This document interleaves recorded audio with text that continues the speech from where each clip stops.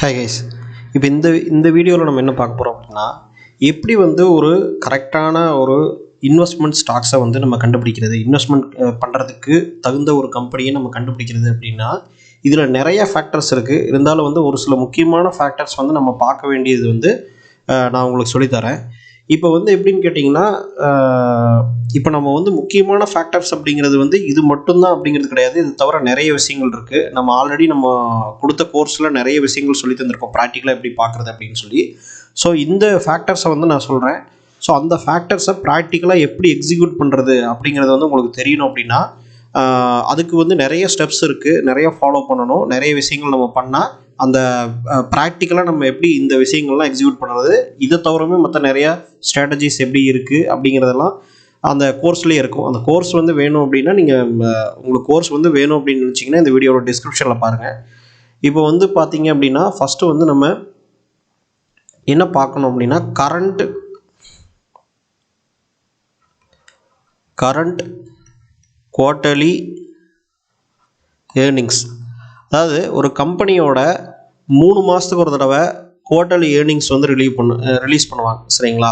அதாவது வருஷத்துக்கு 4 டைம் வந்து ஒவ்வொரு கம்பெனிலையும் நம்ம வந்து எப்படி ப்ராஃபிட் லாஸ் பண்ணியிருக்கோம், எப்படி வந்து பேலன்ஸ் ஷீட் எப்படி இருக்குது, ஸோ கேஷ் ஃப்ளோ ஸ்டேட்மெண்ட் எப்படி இருக்குது அப்படிங்கிறத வந்து ஒவ்வொரு 3 மாதத்துக்கும் வந்து பார்த்திங்க அப்படின்னா இது குவார்ட்டர்லின்னு சொல்லுவாங்க. அந்த ஒவ்வொரு 3 மாதத்துக்கும் குவார்ட்டர்லி ரிசல்ட் வந்து அனௌன்ஸ் பண்ணுவாங்க. இதான் வந்து குவார்ட்டர்லி ரிசல்ட்டு. ஸோ இதில் வந்து கரண்ட் குவார்ட்டர்லி ரிசல்ட் அப்படிங்கிறது வந்து எப்படி இருக்குது அப்படிங்கிறத பார்க்கணும்.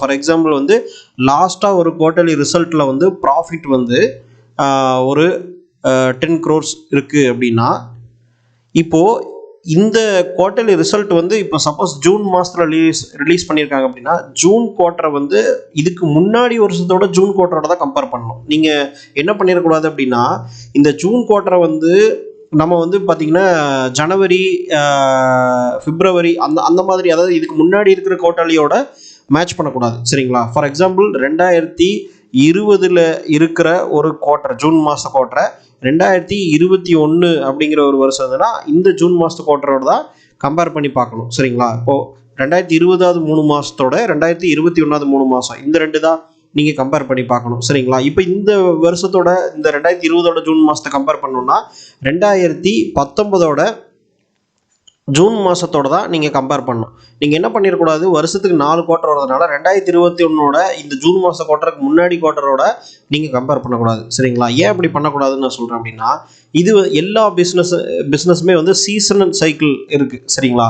சீசன் இருக்குது. இப்போ ஃபார் எக்ஸாம்பிள் நீங்கள் என்ன தான் வந்து நீங்கள் சீசனுக்கு சம்மந்தம் இல்லாத ஒரு டிபார்ட்மெண்டல் ஸ்டோரோ இல்லை வந்து வேறு எந்த பிஸ்னஸ் நீங்கள் எடுத்துக்கிட்டிங்கனாலும், நீங்கள் வந்து ஒவ்வொரு 3 மாதம் வருஷத்தில் ஒவ்வொரு சீசன் மாறும்போது, ஒவ்வொரு சைக்கிள் மாறும்போது அந்த பிஸ்னஸோட ரெவன்யூஸ் அண்டு ப்ராஃபிட்ஸ் வந்து மாறும், சரிங்களா? அந்த ஃப்ளக்சுவேஷன் இருந்தே தீரும். அது அந்தந்தோட பிஸ்னஸ் சைக்கிளுக்கு தகுந்த மாதிரி. ஃபார் எக்ஸாம்பிளுக்கு வந்து ஒரு மழை காலம் அதிகமாக வந்தது அப்படின்னு கேட்டிங்கன்னா, அந்த மழையில் வந்து நமக்கு அதிகமாக விவசாயம் வந்து மழை கரெக்டாக பெஞ்சதுன்னா விவசாயம் நடக்கும். மழை பெய்யலினாலும் விவசாயம் நடக்காது. மழை அதிகமாக பெஞ்சிட்டாலும் வந்து பார்த்திங்கன்னா விவசாயத்துக்கு பிரச்சனையாகும். விவசாயத்துக்கு பிரச்சனையாகும் போதே அதோட ப்ரொடக்ஷன், ரா மெட்டீரியல் எல்லாத்துக்குமே வந்து நம்ம சாப்பிட்ற ஃபுட்டு எல்லாமே வந்து விலை ஏறுறதுக்கோ இல்லை இறங்குறதுக்கோ வாய்ப்பு இருக்குது, சரிங்களா? ஸோ இப்போ அப்படி இருக்கும்போது நமக்கு வந்து பார்த்திங்கன்னா அதை சார்ந்து இருக்கிற எந்த ஒரு கம்பெனி பிஸ்னஸுமே வந்து டிஃப்ரென்ஸ் வந்து ப்ராஃபிட் அண்ட் லாஸில் காமிக்கும். அதனால் வந்து சீசன் வந்து எப்போவுமே போன வருஷத்தோட ஒரு பர்டிகுலர் மந்த் குவார்ட்டர்லிக்கும் இந்த வருஷத்தோட குவார்ட்டர்லிக்கும் தான் கம்பேர் பண்ணி பார்க்கணும். ஸோ அது குவார்ட்டர்லி கம்பேர் பண்ணி பார்க்கும்போது உங்களுக்கு வந்து எந்த அளவுக்கு டிஃப்ரென்ஸ் வந்திருக்கு, ஒரு 20% வந்து இன்க்ரீஸ் ஆகிருக்கா ப்ராஃபிட்டு, இல்லை வந்து ஒரு 10% இன்க்ரீஸ் ஆகிருக்கா என்ன அப்படிங்கிறத வந்து நீங்கள் கம்பேர் பண்ணி பார்க்கணும், சரிங்களா? ரெண்டாவது பாயிண்ட் வந்து பார்த்தீங்கன்னா ஆனுவல் ஏர்னிங்ஸ். அதாவது ஒரு வருஷத்தோட ஆனுவல் ஏர்னிங்ஸை முன்னாடி இன்னொரு வருஷத்தோட கம்பேர் பண்ணி பார்க்குறது. ஸோ இது பார்க்குறது மூலமாக என்ன ஆகுனா, ஓவராலாக வருஷத்துக்கு ஒரு தடவை நம்ம ஃபார் எக்ஸாம்பிள் 2021 ஏர்னிங்ஸ் வந்து 2020 கம்பேர் பண்ணி பார்க்கணும், சரிங்களா? டோட்டலாக இது வந்து மந்த்லி குவார்ட்டர்ஸ் இல்லாமல் டோட்டலாக அந்த வருஷத்துக்கு சேர்த்து ப்ராஃபிட் வந்து எவ்வளோ இன்க்ரீஸ் ஆகிருக்கு, எவ்வளோ வந்து டிக்ரீஸ் ஆகிருக்கு அப்படிங்கிறத நம்ம பார்க்கணும், சரிங்களா? இது வந்து இன்க்ரீஸாக இருக்கணும். அப்போ தான் வந்து பார்த்திங்கன்னா நமக்கு ப்ராப்ளம் இல்லாமல் இருக்கும். இது வந்து முன்னாடி வருஷம் கண்டினியூஸாக 2019 இப்படி கம்பேர் பண்ணிகிட்டே வரலாம். ஏன்னா இது வந்து சீசன் சைக்கிள் வந்து மாறாது. ஏன்னா நம்ம டோட்டல் வருஷத்துக்கே சேர்த்து பார்க்குறோம் சரிங்களா. இந்த ஆனுவல் ஏர்னிங்ஸ் அப்படிங்கிறதும் வந்து கண்டினியூஸாக அப் ட்ரெண்டில் இருக்கணும். ஸோ அப்படி ஒரு வேளை அப் ட்ரெண்டில் இல்லைனாலும் லாஸ்ட் 2-3 வருஷத்துக்கு என்ன நடந்திருக்கு அப்படிங்கிறத நீங்கள் பார்க்கணும். லாஸ்ட் 3 இயர்ஸ்க்கு வந்து என்ன நடந்திருக்குன்னு பார்க்கணும். ஸோ இது வந்து ரொம்ப முக்கியமான விஷயம். ஆனுவல் ஏர்னிங்ஸுங்கிறது வந்து ரொம்ப முக்கியமான விஷயம். குவார்ட்டர்லி ஏர்னிங்ஸுங்கிறது வந்து நீங்கள் ஷார்ட் டேர்மில் ஒரு கம்பெனி வந்து ப்ராஃபிட்டாக மாறி இருக்கா, அது ரிவர்ஸ் ஆகிருக்கா அப்படிங்கிறத கண்டுபிடிக்கிறது கொஞ்சம் அது ஈஸியாக இருக்கும். ஆனுவல் ஏர்னிங்ஸுங்கிறது வந்து உங்களுக்கு ஒரு லாங் டேர்ம் கம்பெனியை கண்டுபிடிக்கிறதுக்கு ஈஸியாக இருக்கும் சரிங்களா. அதுக்கு அடுத்த பாயிண்ட் வந்து சப்ளை அண்டு டிமாண்ட்.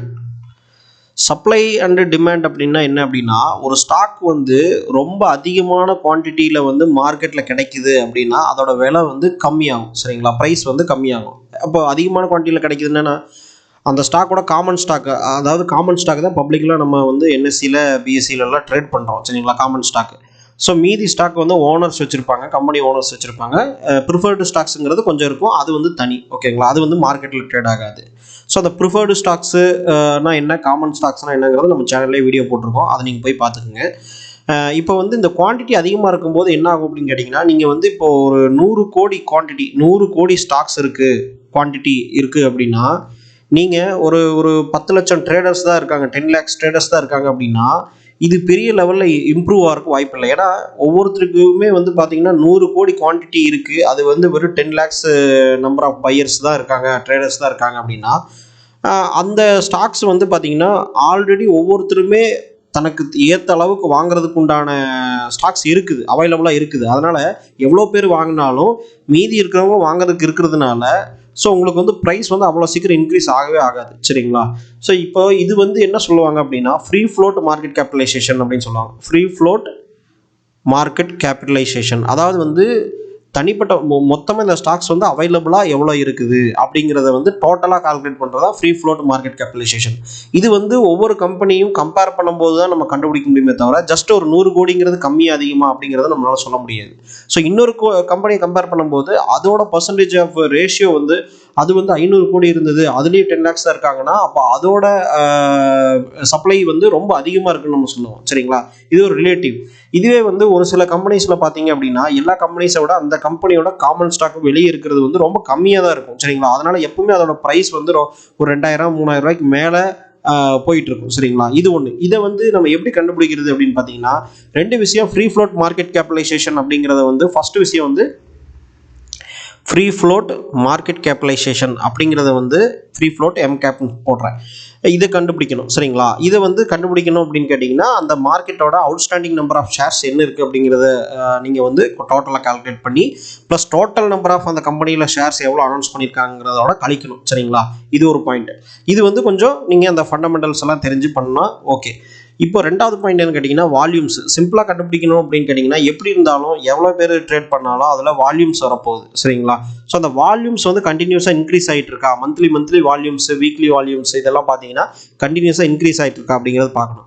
ஸோ இந்த மாதிரி மெத்தடெல்லாம் வந்து பார்த்தீங்க அப்படின்னா இதுக்குன்னு ஒரு ஸ்டெப்ஸ் இருக்குது. இது மாதிரி நிறைய மெத்தட்ஸ் இருக்குது. இந்த மாதிரி நிறைய மெத்தட்ஸை எப்படி நம்ம ஒரு ஸ்டாக்ஸை ஃபில்டர் பண்ணுறது, எப்படி வந்து அதை நம்ம அனலைஸ் பண்ணுறது, ஒவ்வொரு ஸ்டெப்பும் எப்படி நம்ம இதை தவிர நிறைய ஸ்டெப்ஸ் இருக்குது, அதெல்லாம் எப்படி நம்ம பார்க்குறது அப்படிங்கிறது எல்லாமே வந்து நம்ம கோர்ஸில் சொல்லி கொடுத்துருக்கோம். சப்போஸ் உங்களுக்கு வந்து பேசிக்லேருந்து நீங்கள் ஸ்டாக் மார்க்கெட்டை ஃபுல்லாக கற்றுக்கணும்னு நினச்சிங்கன்னா அந்த கோர்ஸை நீங்கள் பார்க்கலாம். இந்த வீடியோவோட டிஸ்கிரிப்ஷனில் இருக்குது அந்த கோர்ஸோட லிங்க்கு. ஸோ அதில் போயிட்டு நீங்கள் ஃபுல்லாக வந்து அந்த வீடியோ பார்த்தீங்கன்னா அந்த கோர்ஸில் என்னென்னலாம் உங்களுக்கு கிடைக்கும் அப்படிங்கிற டீட்டெயிலாக இருக்கும். ஆல்ரெடி நிறைய ஸ்டூடெண்ட்ஸ் வந்து பை பண்ணியிருக்காங்க, அவங்க பெனிஃபிட் ஆகிருக்காங்க. அந்த பெனிஃபிட்டோட ப்ரூஃப் வீடியோஸும் எல்லாமே நம்ம இந்த சேனலில் கொடுத்துருக்கேன், அதையும் நீங்கள் போய் பாருங்கள். ஸோ அதுக்கு அடுத்து வந்து பார்த்தீங்க அப்படின்னா லீடர்ஸ் ஆர் லேகர்ஸ்.